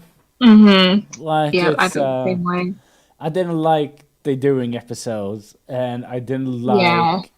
I didn't like how I I didn't like Barry that much. I mean, I like Barry in the Really? first game. I loved Barry in Revelations too. I feel like they did a much better job of writing him than they did Claire. Yeah, all right, all right. We didn't touch on Claire. Okay, all right, okay. Barry is much better than Claire. That is, yeah, that is like I don't know what they tried to do with Claire. They tried to make her this badass, and then it's like, but all right, Well, I feel like what they did was uh, they sort of took her defining character traits like for me Claire's defining character trait is her warmth yeah, and just how kind of like motherly she is. She's not unlike Barry in that sense because Barry is a lot like that too. But they sort of took her love of children and they gave it to Moira because it suited the plot, yeah. and it's sort of to me it's really off-putting that, well, maybe not off-putting, but it's really surprising to me that they can do such a good job with capturing Barry's character and then just totally mess up Claire's character and just totally like miss Yeah, what it well, is about her that made people love her and want to see her again. when thinking about it, I think you're right. I might be a little bit hesitant on saying that Barry's bad, like a bad character. I don't think he's a bad character. It's just because the main part I remember is carrying boxes for the other character to climb. Natalia. Yeah, to climb upon. You know, Hmm. so it's not fair when I'm thinking about it. Barry is a good character. I would say that my dislike from Barry comes a little bit from Resident Evil One. I Hmm. think that's because Barry is fucking shady in that game, and Barry is like, I think he's probably my favorite character in Resident Evil I 1. like it. He says "Yield sandwich." I mean, that is like Oh my you. god, don't forget about that one. Oh my god. You almost turned into a Jill sandwich. And I'm like, this is acting. Ladies and gentlemen. No, I don't know. But I think that lives with me a little bit. Just like Resident Evil 2 Leon is fine, but Resident Evil 4 Leon is also fine, but it's kind of super funny, like in a bad Hmm. way. No, not in a bad way, but his Like, jokes are and bad, and that's why it's oh, dad funny. jokes. Dad jokes. Yeah, he's like that, and that's why the ending of Resident Evil 4 is so good because she tries to hit it on with him, and he's like, "Nah, bitch, not gonna do it." I fucking love that because like, nah, no, no. I kind So of felt bad for Ashley. Like, I don't really ship Leon and Ashley together. I do kind of like her crush on him though, yeah, just because I feel it's realistic. Like, what woman wouldn't be in that situation, chilling yeah, over Leon? yeah. I But mean, I understand that too because who wouldn't be? I would be in a crush with Leon if he saved me like that. I mean, He's beautiful. yeah, and then it's like, nah, bitch, not gonna do it. And I was like, oh, damn. It's such a, yeah. He puts her down like, I don't know, wound a cat. It's really, it's horrible. But it's the ending of the game as well. So you're left with that horrible, horrible put down. It's Well, like, technically not the end because there is that post-credit scene where he talks to Hunnigan and yeah, he okay, tries to yeah, get it with Hunnigan, and yeah. Hunnigan's like, no. Oh yeah, they invented like the double burn because he like Yeah. he burns Ashley and then he gets burned and yeah that is a I like that. It shows character of the developers. It shows like they understand what they write. You know the god. Um, and I like Leon as a character. I can't believe that they missed the opportunity in Resident Evil 2 to get him to try to hit on Claire. But then Hmm. again, the game is split into two scenarios, so they made Well, sure I they don't were. feel like that was really in his character to do that because he was very Yeah, he was very not confident. lawful good. Yeah, He was very lawful good in that game. Yeah, in that game he's a little bit more like a paladin. Like he's like, all right, I'm a cop, so I got to follow the law, and I'm I have to new at protect this. everybody. Yeah, and I have to protect everybody. And in Resident Evil 4, he's like, yeah, fuck it. It's like I like Leon. Yeah, I like him a lot too. I Because he's one of your characters that actually got development. Well, for me his development is a bit nonsensical because like you said, just from like 2 to 4 he changes so much and there's no explanation. True. But then you go from like 4 to Resident Evil Degeneration, he's just as totally flat as a pancake in that movie. Again with no explanation. Yeah, Then you that's have true. That's true. Dark Side Chronicles, and he's sort of like a nice mixture between 2 and 4 in that game, and that sort of makes sense because it takes place between two and 4. At least his Operation Javier scenario does take place between 2 and 4. And then we had I think Damnation came out, and he was kind of a jerk in that movie. Again, no Yeah. explanation, no explanation.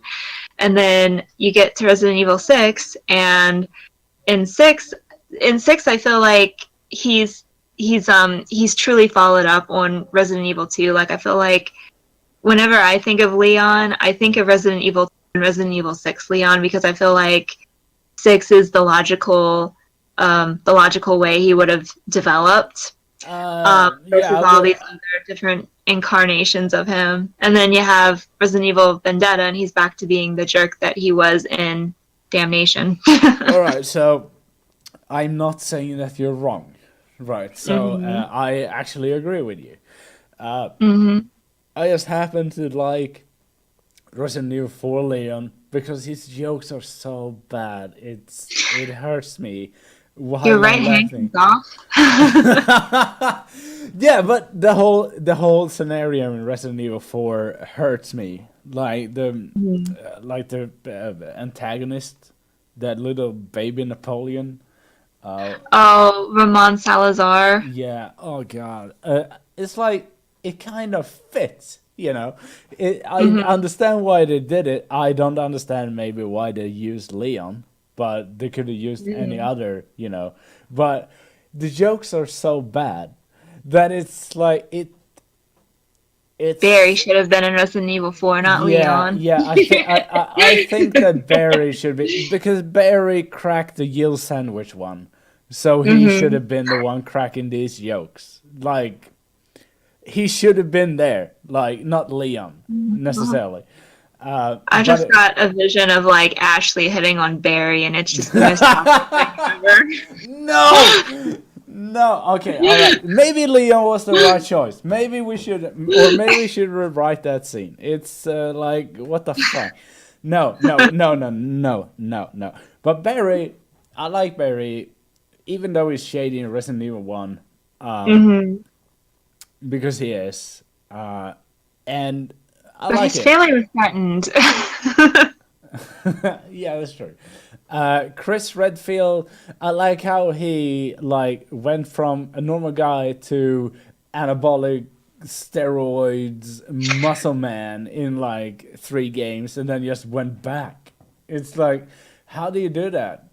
That's amazing metabolism. I do not understand it. Because I Yeah, liked him in Resident Evil 5 because he has yeah, I a like him in Resident 5 as well. because he has a great motive. Like Hmm. he has the fight, and I like what's her name? Sheva? Sheva. I was gonna say Hmm. Shia. That's not correct, but Sheva. Mm-mm. I like her Sheva. too, and I like the Hmm. dynamic between those characters. And then I go to Resident Evil 6, and Hmm. I started to play Chris campaign. And there's Hmm. like, all right, so he's like a super trooper, and somehow he got even more muscular. And it's like, how do you go from Resident Evil 5 to more muscular? I don't know. But he went there, and then Capcom was like, okay, that's ridiculous. Let's go back on that. I don't know. I don't know who is that eye candy for, because it's like he's having muscle on muscles, and it's like, Hmm. does he have contracted the T I feel virus? like I feel like in like Revelations in 5 and 6, his design was sort of more based on his design in the original game because like Chris Endgame in the Yeah, original game was like freaking huge. And then for Code Veronica, he sort of slimmed down and became more normal looking, and that was sort of the look that they kept for Remake and Umbrella Chronicles and Darkside yeah, Chronicles. And that that's is sort true. of where they're getting his new model in Resident Evil 7 from, is from like Yeah, Code Veronica. I'm just gonna add in from the chat it. He fist fucked a fucking rock. Yes, yes. In Resident Evil 5, he punches a boulder. It's like the stupidest shit ever. Not only is Yeah. it stupid that you are in a fucking volcano, he punched that rock like actually fisted, like fist punch it, not trying to push it. He fists it. I don't know. That is. I remember when I played that the first time, and I just went out of the room because I was sitting there with my girlfriend, and I played the game, and she watched because she likes to watch stories untold, like unfold. Mhm. And when that happened, after I'd done that, I just paused the game and went out. It's like, no, no, no. And she was like, "What Mhm. was wrong with that? It was kind of hot." And I was like, "No, no, no, no, no, no, no, no, no, no, no, no, no, no." I, And I, oh, sorry, go ahead. no, no, it's all right. So what's your comment on that kind of character? I don't know. Do you have any comment on that kind of character development? So I got into Resident Evil like between the time that Degeneration was released and Resident Evil 5 was released. So like I had previously played the second game when I was like 12. So I sort of knew of Chris, but I didn't like really know anything about him other than that he was Claire's brother. So I was following Resident Evil at the time whenever Resident Evil 5 came out, and it was kind of like the first game that came out after I had joined the fandom. Yeah. And I kind of thought it was weird that he punched a boulder, but at the same time I didn't know about Chris, so I didn't seem like it was too out of the ordinary. Yeah, okay. I mean, that is fair. That is fair. That is totally fair. It was just, I found it from perspective of Resident Evil and how usually Mhm. the characters are, realistically portrayed Mhm. in a fucked up environment. It was like Mhm. he is punching a boulder. I was just, what are you doing? He got a hard adrenaline rush. No, because yeah, it is one of the weirdest, and there is a reason that scene is brought up so much. Like there's not like we hate that scene or nothing. It's so ridiculous. Yeah. It's so. Imagine if James in Silent Hill just nah fuck it, I just punch through this brick wall, and then like yeah, that's reasonable. That's And the remake that we need. That's the Silent Hill 2 remake that we need. it's like no fuck it, I'm not James, I'm Jason. Smack like yeah, I don't know. It's stupid. Where he can like wrest Pyramid Head's great knife away from him and then just like slash him like in Resident Evil 6. Oh yeah, one thing I liked with Resident Evil 5 was the fight against Jill Valentine.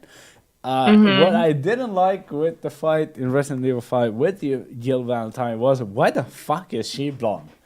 Because I was like, that is not my Jill. I like my Jill. Like she's my babe, right? And then she turns up blonde. Is she? And not only that, she looks like Samus Aran. She's like, oh shit, we don't have a Samus Aran in our game. Let's add one. Oh yeah, just edit Jill into that. And I was like, why? Okay, she's hot, but that's not Jill. It's really. I think Resident Evil 1 was really weird. Resident Evil 5 was really weird, and then they tried to kind of fix it with Resident Evil 6. And then they realized that, all right, so this train went out of tracks like 5 games ago. And then we're like, yeah, let's do Resident Evil 7. And that was widely appreciated. And I didn't like it. It's fuck. I think I Yeah, I don't. I think something that sort of puts me off about trying 7 is, you know, even like the, I'll call it like nouveau Resident Evil, yeah. like 4, 5, and 6. You know, even those games sort of had their own distinctive style. At least to me, they did. I've been told that they're a lot like Call of Duty or whatever, but I've never played any war games. So to me, Resident Evil 4, 5, 6, Revelations 2, they're sort of like in their like distinctive category, just like classic Resident Evil. Yeah, right. Resident Evil 7. Before we continue, they are not Call of Duty. Whoever told you that can fuck off into the sun. They are think a little bit more like Evil Within 2 action wise, like how much action it is. Because it's a lot. I would even put it like that. Resident Evil 5, 6 goes a little bit more like in Gears of War. Like it's a lot of combat with mutated things, and the rest was pure. Well, 4 goes into that too. 4, 5, 6 is Gears of War, not Call of Duty. Gears of War, and the ones before that was survival horror. So that is the difference. So yeah, continue. Well, something that I found a bit off-putting about 7 is whenever I was watching the trailers for it, it just reminded me so much of like all these other horror games that are coming out now, like Outlast and Amnesia and like a lot of the Android horror games like Five Nights at Freddy's and Dungeon Nightmares and everything. It kind of seems like it decided to jump on this bandwagon. Well, we don't know what else to do with Resident Evil, so let's try this because it's trending right now. So it just sort of was like, I don't really wanna try it. I mean, I played Outlast and I've played Amnesia, and I played those with one of my friends, and we had a good time playing it. But I feel like the reason why we had a good time playing it is because we were playing it with friends, and I don't feel like if I played Outlast by myself, I don't think I would really like it that much just by itself, because like I said, I don't like first person games to begin with. And in Outlast, the main character never really developed. You just kind of find out that his name is Miles. In fact, whenever we were playing, we played Outlast and we played the DLC where you play as Wayland or whatever his Yeah, name is. the whistleblower DLC. Whistleblower, yeah. And then we played Amnesia, and just to give these guys more character, like whenever we read their notes, we would read them in like accents. Like we gave Miles a Brooklyn accent, and Daniel had a British accent, and then Waylon had a Southern accent, just Yeah, so they could yeah. have some character that we could latch on to. Yeah, okay. So I'm gonna agree with you because the reason I. All right, so I'm gonna take. Here's sometimes to Tom. Hey Tom, uh, thank you for being in my channel. But Seven, he says that Seven brought back a slower pace, which I appreciated. RE's 5 and 6 seem to be all over the place. And then he said, I think Seven also wanted to take advantage of the PT and Silent Hill cancellation. And I think, yes. I mean, I don't have anything else. I like. I replayed Outlast like a couple of months ago, and I gotta say that I think the Whistleblower is the better game, and that is just a DLC, and that is because it actually tries to not grow, the main character, but it grows the villains. It like you read about the villains a little bit more. You actually have an antagonist that goes after you, and what I don't like about Resident Evil 7 is in the same direction a little bit. It is that it starts like a Outlast game, but then goes into action. And the game never really tells you that. So you're kind of expecting an Outlast experience, and then all of a sudden it's supposed to just magically know that you're gonna fight. And it doesn't do that. It doesn't let you fight before that. It's just it just happens. And it's all right. But that is why I kind of dislike it, because it doesn't seem to know what it wants to be. And I am in the minority here. People like that fucking game. So I guess we're gonna see more Resident Evil like that then, and that is fine. Probably. And that is fine. I think the Resident Evil 7 setup fits more for a Silent Hill than anything else. And yeah, PT was cancelled, which is a sadness.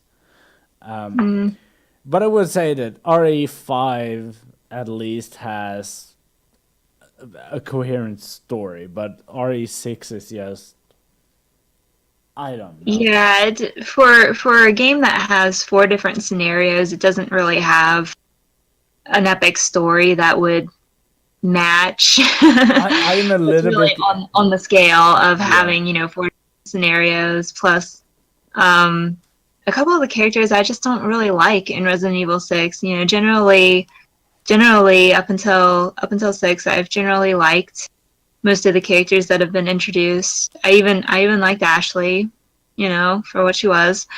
But like 6, there are a couple of characters in that game that really really got on my nerves. All right, so um, sometimes the Tom gives a really good explanation to RE7. It is like a retread to all of the recent horror styles: found footage, Outlast, hide and seek, creepy girl, Saw-style puzzles, and a bit of classic Resident Evil. And I mean, yeah, and I guess that's why I don't like it. It's like it's not a Resident Evil game that I want. Like, it can have that name,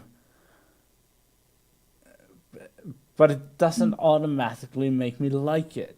It's I don't know how to really really tell this to people, but I don't have to like it just because it's on paper good. I don't think it's very Mhm. good. And then people say it's really good. And it's like, okay, it's good. I don't know. I don't like it. It's I have played Resident Evil 7, like tried it 3 times, and I can't Mhm. get in. Like it doesn't work. It's like I'm like, yeah, this is not my game. I don't like it. Yeah, And that's me and Silent Hill Downpour. yeah, yeah, exactly. And people refuse to accept that. People are like, oh, you're playing it wrong or something like that. But no, it's something You with the play a game game. now. I feel like it's something with the game that makes me not being able to, get on with it. And Yeah, I mean, there are a lot of like, I mean, not to sort of go off on a tangent, but there are a lot of really good movies out there that I just don't like because that's not my style of movie. yeah, I mean, Nothing personal. I mean, one can still say it's a good movie. It's just Mhm. like we have objectively good movies, Mhm. but you don't have to like it Yeah. because maybe it's not your style. Yeah. Tom writes here. It's like I didn't. It's like it didn't have its own identity. I still really liked it though. I would prefer some RE1 slow-paced, thoughtful gameplay progression in third Mm. person though. And yes, I would agree. It is like it doesn't have an identity. It kind of just exists, and then it has the name Resident Evil 7. Mhm. Wouldn't it be better off as its own brand instead of Resident Evil? Because I feel like the story of I Resident mean, Evil. I feel like Resident Evil has enough space that it can branch off and do, a bunch of different things. Like, we saw where it had, these Chronicle series, the Outbreak series, Dead Aim. It has like all this other stuff. Don't But mention the the name. fact that um the fact that it's like Resident Evil 7 and it's in the actual like main line of games is kind of like, you know. Yeah, yeah, I get that. I was like, can't you just rename it Resident Evil Outlast or something like that? I don't Outlast Evil. know. Outlast the evil. Hmm. New game. No, but before we end this conversation, I just want to ask you: are there any conventions you're going to in the near future? And I'm actually going. Of course, I'm going to Otakon Yeah, in August, and my friend and I are looking at going to a couple others. One of them's in the DC region. Another one is kind of like out there in Virginia. We haven't bought our tickets though yet, but we are definitely going to Otakon this year. yeah. Are you? Yeah, I mean, and well, I think we're gonna end this here. We're clocking in on 2 hours. I said 1 hour to you, so that was a lie. It's okay. I'm always down for talking survival horror. Um, So I want to thank you for joining my podcast. I Thank you really for inviting appreciate it. me. I will upload this on YouTube, and you're free to use that footage in any way you want. And with that, I want to say you have a Facebook page Hmm. and you also have a Twitter. So I'm gonna before we end this cast, I'm And gonna Instagram. yeah, and Instagram too. I mean, I'm gonna link. Whoops, I'm gonna link these out before we end the cast. Wait, let's see. Your Twitter handle is so weird. My Twitter handle. Yeah, Twitter handle. Yeah. Yeah. I'm gonna link this out here, and on Facebook it is LadyAkumu,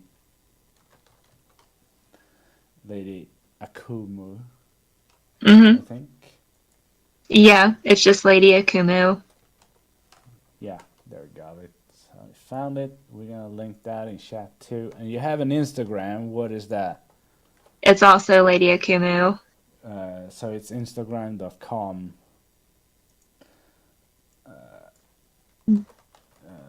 Let's see, Instagram.com/LadyAkumu.